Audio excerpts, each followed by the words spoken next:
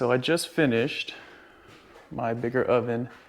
So I'm gonna try and do a quick but very detailed build video, just in case anybody has any questions. Hopefully it answers them, and if anybody's building their own oven, hopefully it helps them out. If not, no big deal, check it out anyway. But yeah, let's get into it. So this is, everybody knows this is metal stud, Home Depot, Lowe's. I actually had to drive to another city to get some because my city doesn't carry it in stock. This is, I think, 3.625 wide by 1.5 deep, I guess you want to call it, or yeah. Anyway, so yeah, it is the, I think it's the 22 or the 20 gauge metal studs, but it's framed out all the way around, all the same. I actually did end up using the R13 insulation. It's double stacked though, so the R13 insulation is, I think, 3.5 inches wide, so it's double stacked, so it's 7 inches of insulation packed into 3.625 width of metal stud. So it holds the heat pretty good. You can touch the outside at full temp, full run, 10, 15, 20 minutes in. You can touch the outside, no problem. The spots where the actual studs are get a little bit warm, right where you see all the screws, but that's not too bad, no big deal. So the inside is sheeted out with, it's 18 gauge. It's actually cold rolled steel, so I do have to paint it still. But for now, you know, like I said, I just got finished. Still have a few little touch-up things to do. I do need to clean some of this splash rust that got on here from it sitting outside. I just didn't have enough space in the shop to keep it stored inside. But I have to clean that up. I got some real high temp paint that I'm gonna use that I know is gonna work. So I'll get that done. And then I do actually wanna run some more of this fire seal that's in here where the fans are. I do wanna run that all the way around all the seams of the oven on the inside, just to seal it up a little bit better. The outside, this is actually a P-seal. It's called a P-seal if anybody's looking for it. I've seen one other person mention it. I know everybody else uses the standard, you know, fire seals that are like this, or they're a little bit flatter for most of their ovens, for like a regular standard house oven or kiln or whatever it is that people are using it for. But anyway, so this is a rubber P-seal. This is actually a high temp silicone, same thing made the rubber plugs that you use to plug up your parts that your powder coating is made out of. So it holds up to the heat good, and what's good is it holds its shape and it's flexible, so when you close the door on it, it actually takes a seal pretty good. And then on top of that, you know, when your metal expands and contracts, sometimes it'll get a little bit wavy, so even then it still keeps the shape, yeah, it keeps it sealed up pretty good. Standard latches, everybody knows about these. Get them off Amazon. This support wheel for the door, same thing, Amazon.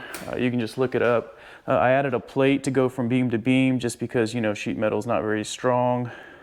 And I wanted it to go into the frame, and I just really wanted it to not start pushing itself apart pretty much. So yeah, so 3 hinges in the back. I don't know if you can see them. But yeah, 3 hinges in the back here, and 3 latches up front. The plan in the future is I was trying to get lift-off hinges because I plan on, I have 4-foot extensions that I want to be able to add to this in case I do need to do 12-foot. The dimensions of the oven are 8 foot deep by 6 foot tall by 6 foot wide. And here's my, I guess, convection fans or whatever you want to call them. These are Dayton, I think it's 1DV. I'll leave a link in the description to all the parts specifically whenever I get around to getting this video going. But anyway, so I just made a flange here, and this is actually just a 3-inch exhaust pipe that I use to run all the way down to the bottom, and then it comes in to the inside. There's one on both sides.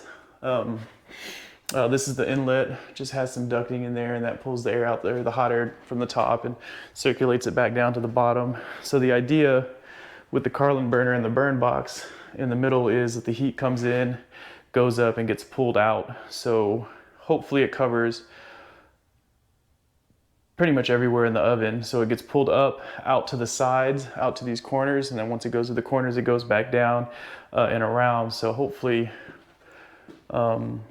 when I get some bigger parts in here, which I haven't even got a chance to do yet. I've done some small test pieces, but yeah, once I get some bigger parts, hopefully my heat is pretty good all the way around. Temp sensor's in the middle of the oven. I know it's kind of a weird spot because it's right above the burner, but the burner actually pushes the heat pretty far out, so I don't think it's affecting it much. If it does seem that it's going to be a problem, I'll put a baffle under that to block the heat coming straight up into the temp sensor, but like I said, everything looks like it's doing its job. These are switches that you can order off Amazon. Convection fan, this turns the PID controller on. It's an Auber, I think it's SYL, I think 30, don't get me lying, I'll put it in the description. I got all the info at the house. But yeah, I'll get all that in there. So yeah, that's the two fans running. Like I said, it pulls some pretty good air, moves it around real good. But yeah, so the PID controller is also connected to the Carlin burner. So as it's getting up to temp, it'll turn on the Carlin burner and the elements once it gets up to temp.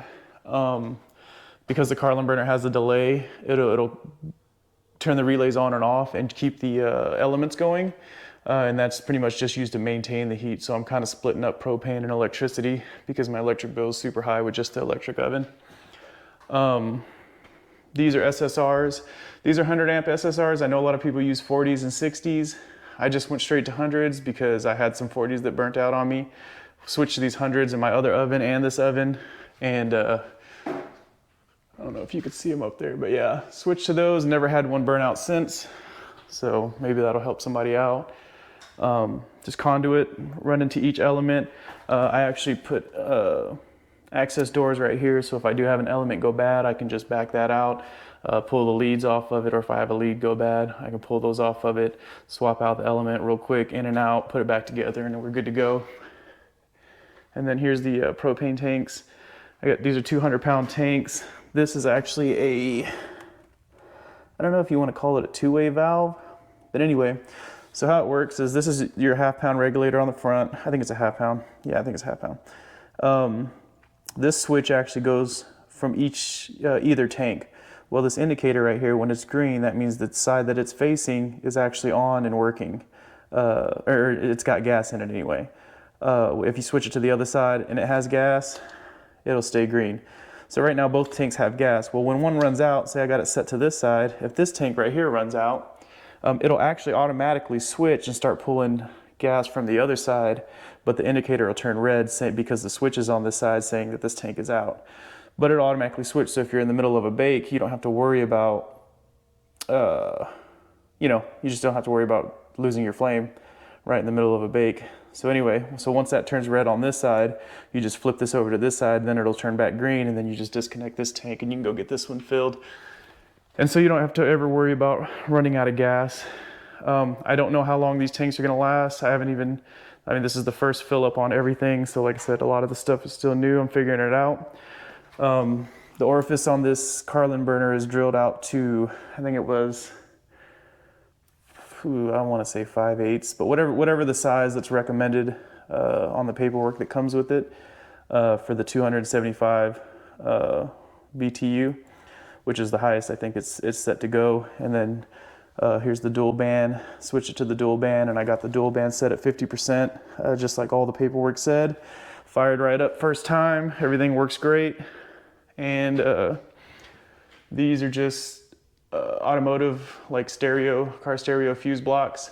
It's just made to split the power to all the burners with fuses on them. So anything, grounds out or arcs or blows up, it'll blow these fuses before anything bad happens. So everything's grounded.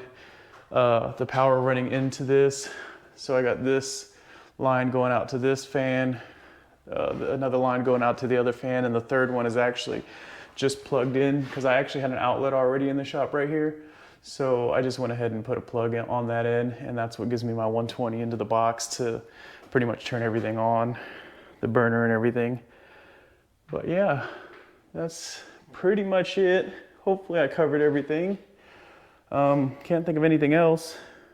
The burn box, I do plan on wrapping this. This is actually just header wrap that's on these down pipes basically for the Recirc fan, well, I plan on wrapping this box also, you know, just so you don't bump your leg into it and burn your leg off. But yeah, after that's done, I also plan on sheeting the floor and putting some kind of channel on the sides just to make sure that the bottom's sealed up pretty good. But after that, that's pretty much it. That'll give me my 100%. I'll call this 95% done, but it's usable. So I already used it and tested it and it works good. But yeah, if you have any questions, I'll try to put everything in the description. I'll put links to every part, every single thing I used. If you have any questions, feel free to ask, drop a comment. It's tax time. It's February, I think, yeah, February. And I'm super busy. I'm the only one that does this. I don't have anybody that works with me, so I'm like super busy, but I'll try to answer comments and questions when I can. And hopefully this helps, man. Hopefully this helps anybody out if they had any questions about stuff or were considering doing a build of something similar. Hopefully it helps. But yeah, I think that's it. Hopefully you guys enjoyed. Hopefully it helps. And y'all have a good one.